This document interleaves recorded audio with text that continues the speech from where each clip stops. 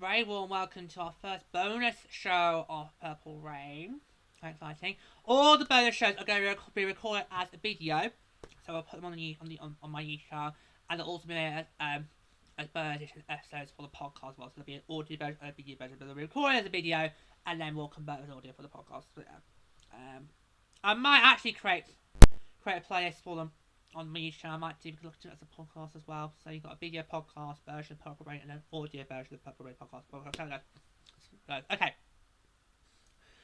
So the PWHL is now in full swing. So I thought it'd be just a good opportunity today, just go through the rule book. Just a couple of things I want to put real quickly. Yeah, just to get you all excited because we're into swinging into things now. It's going so well. So we'll just give a quick look at that. So yeah, you can actually, if you want to read the rule book for yourselves as a whole, I have had a look at it.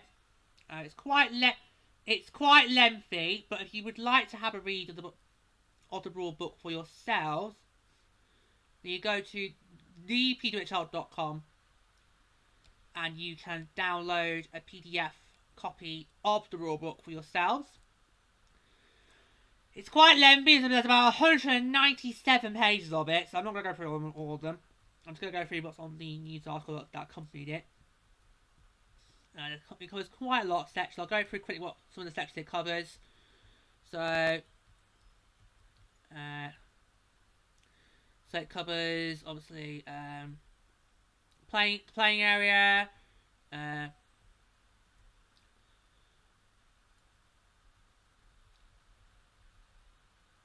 also covers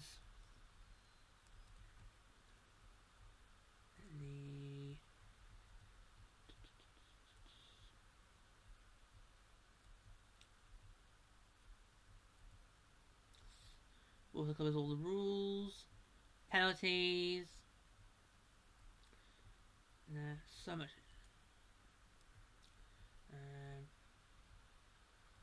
There's a lot in this. There's a lot. It's a massive rule book.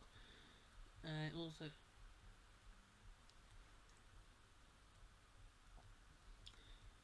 there's anything about needs to go on the ice, off the ice.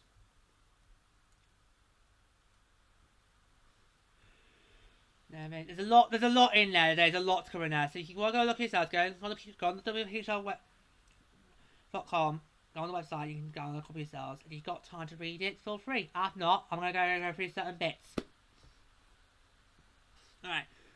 So the league has introduced innovative rule additions for short-handed goals, though we're not calling them those. And the 3-point standing system, player safety committee, and so forth. It's just been absolutely amazing.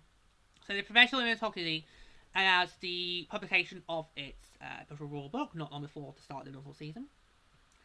So PWHL rules are modelled significantly on the AHL's rules and includes IIHF rules as well, relating to body checking, face protection, and fighting. Oh yeah!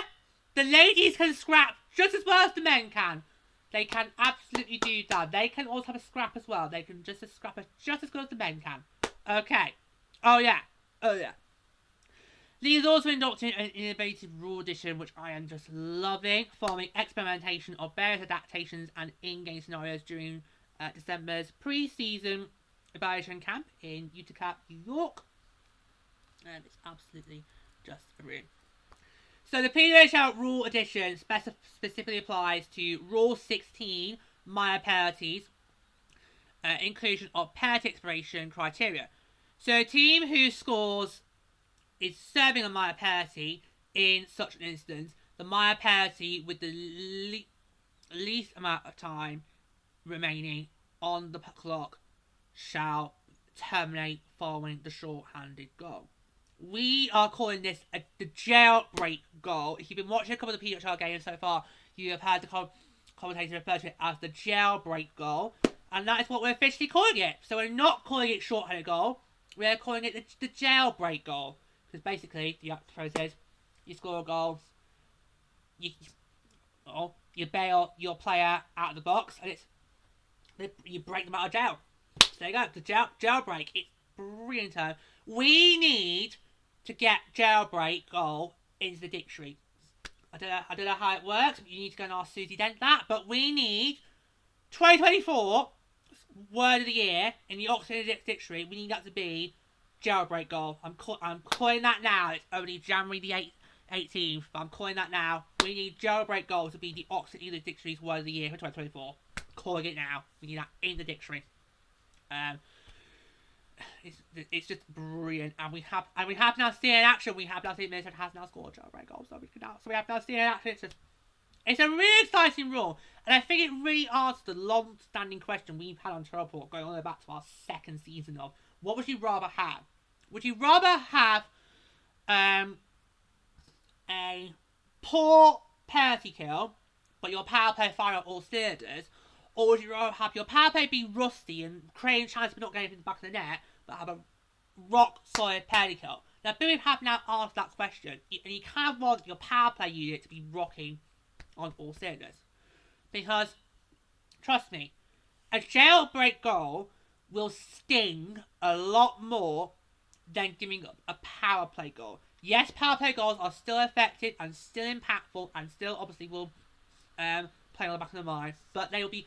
So I think for me, in this league, a power play goal is going to hurt less than a jailbreak goal. Because if you're the team that gives up the jailbreak goal, then that is the end of your power play. That is it. Power play, gone. That's it. So that's the end of the power play. So I think power plays are going to be so critical in the PWHL, because if your power play is not firing, it's not clicking, and you've got issues, then your opponent could capitalize on that, use that to advantage, and could easily score a jailbreak goal. So yeah, so there we go. So yeah, so I'm loving this new rule. I think it's an absolutely brilliant. I do not want anybody else to copy this. This should be PWHL exclusive only. I do not want to see anybody else copy this rule. I think this needs to be just PWHL. It's brilliant. And the entire PWHL has really embraced the opportunity to be innovative, with how the game is played. It's really, really amazing. And after the pre-season evaluation camp, they surveyed general managers, coaches, players, and officials, and they received broad consensus that the new rule added excitement into the game and to special teams situations. And we're really going to know the league for its speed and skill, in addition to its physicality and competitiveness. Absolutely, it really does go put that emphasis on special teams. They're going to be ones you really need to keep an eye on, because which special team is working well? Is it the power play unit, or is it the penalty kill unit?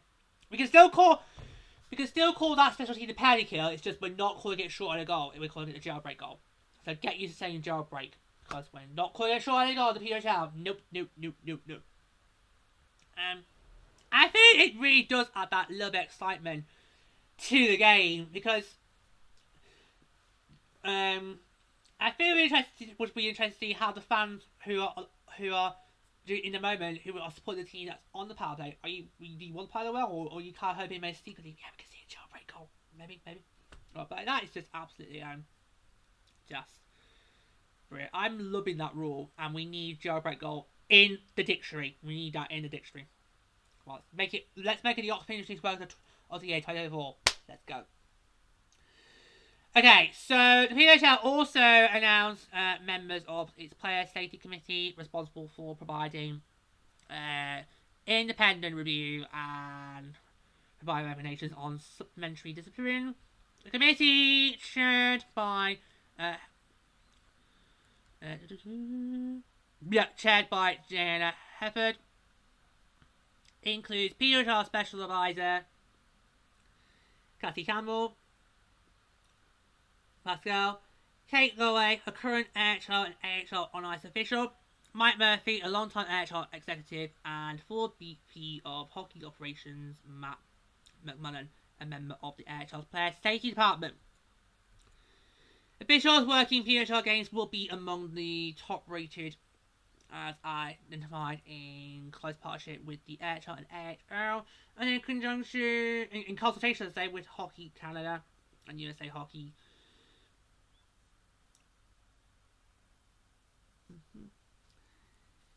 Oh, and David Tabarrok, who is an experienced on and off ice official over decades in the NHL and CHL, will administer the league's officiating program. So I'll just go through some additional notes on the rulebook. So a game roster shall be comprised of up to 21 players, including 19 skaters and 2 netminders. Although a couple of teams do have at least 3. I think we may have got 4, so that's a problem we're going to... Interesting problem for us to have. Anyway, but that's how you can have on the game rosters. If the score is tied at the end of 3 20-minute periods, you know the drill. The team shall play an additional overtime period of 5 minutes, 3 on 3, and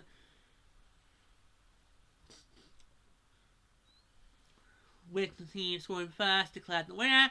But if the overtime period does not have a winner, so if it's still tied overtime, we then go to a shootout. The shootout works a little bit differently than you're used to in the men's hockey. So if you are pro viewers of the HL, you'll notice that it's a little bit different. The PWHL teams will receive to a shootout and will be given 5 shots each, so not your standard 3, 5 shots each, unless the outcome is determined earlier, so in the shootout. After each team has taken 5 shots, if the score remains tied, the shootout will then proceed to sudden death. A player is eligible at any time to take any number of shots, as often as that team chooses. On to the point system now. This is something I think I've been arguing for in the NHL. I think I'm really glad the PWHL has gone for this. So here we go. The point system. Here we go. That's the point system. So teams will be awarded 3 points in the standings for a win in regulation. They'll be awarded 2 points if they win in either overtime or a shootout. They'll receive 1 point if they lose in either overtime or a shootout. And of course, no prizes for what you get if you lose regulation.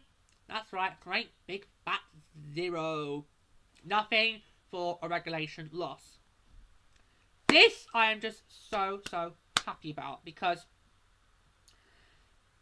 I feel like, because I've always played the NHL, why is the point system for wins in overtime and shootout the same as it is for regulation? Surely wins in regulation should be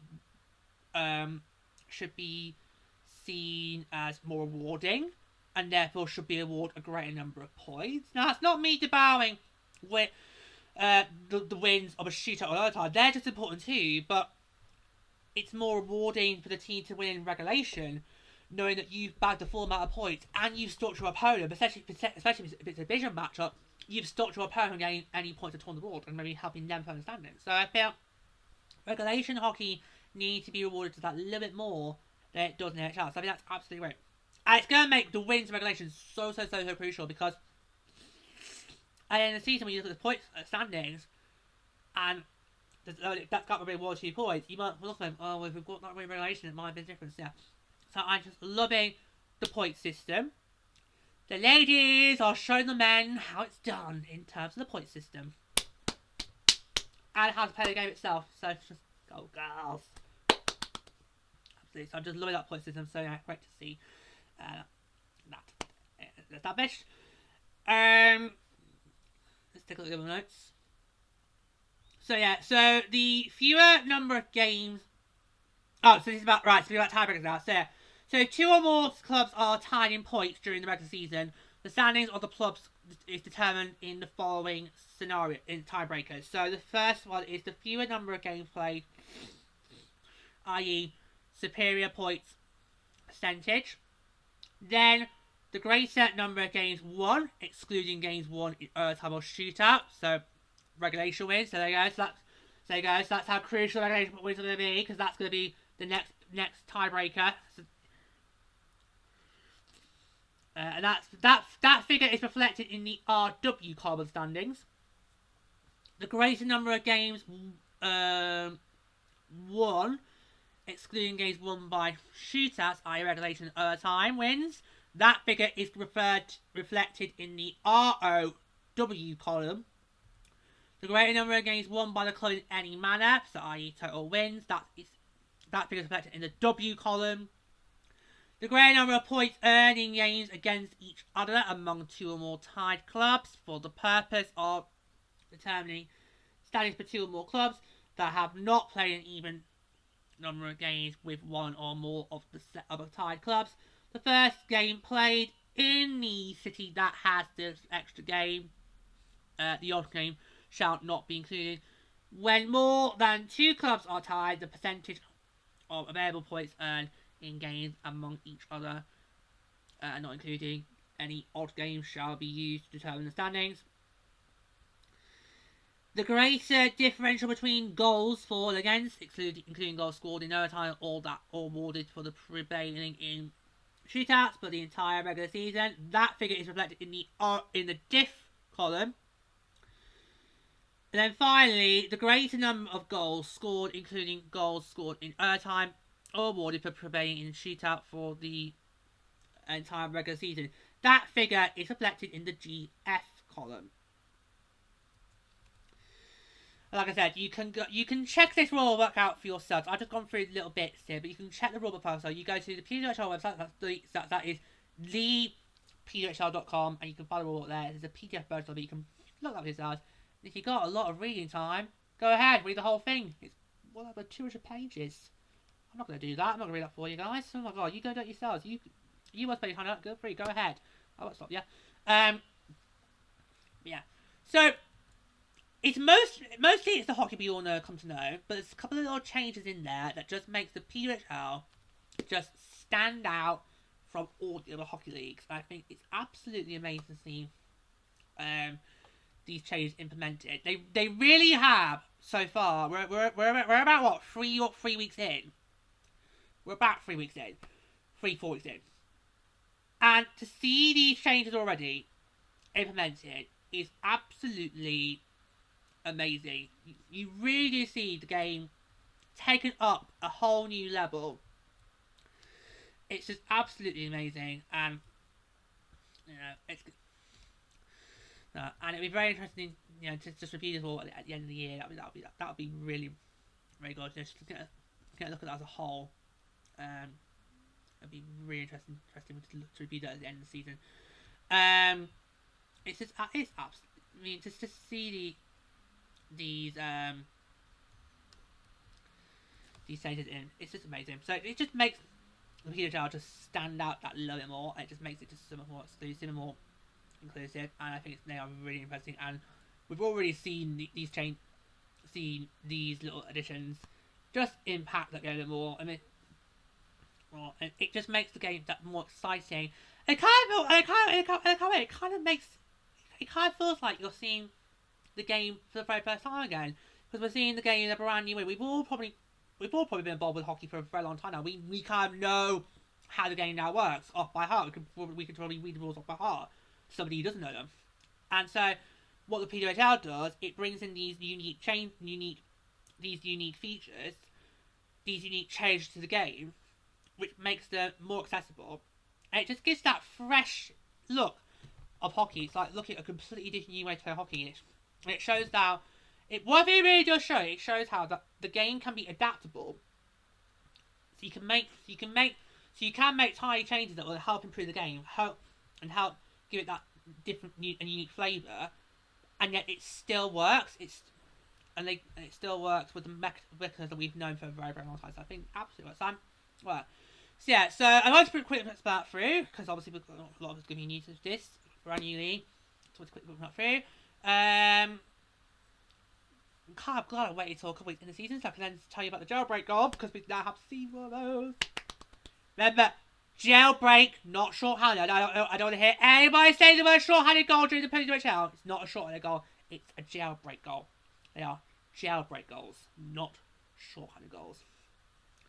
Alright, that's going to do it for this Birds edition of Purple Rain. I told you we're going to give you some exclusive Birds content throughout the season. We're not just going to be here for just the regular, at the end of each month, recapping the past month's fixtures. I told you we're going to be giving you some Birds content. I told you it's going to be completely different to what we do on the main show on To Report. I told you it's going to be its own unique program. There's going to be a lot more Birds episodes to come. Like I said, they will be recorded as a video. So the video version will go on my YouTube channel. I'll create a playlist for Purple Rain. That'll go on my YouTube channel. And then they'll also be converted to an audio file, so we can then put them as Birds episodes of the podcast as well. So there you go. So there's no excuses not to check these Birds content, because you've got no excuses. WWE everywhere. Yeah, so I told ya we're going to Birds content, and that is your first piece of Birds content. So, what a great way to start the Birds content of Purple Rain, huh? Yeah, I think so.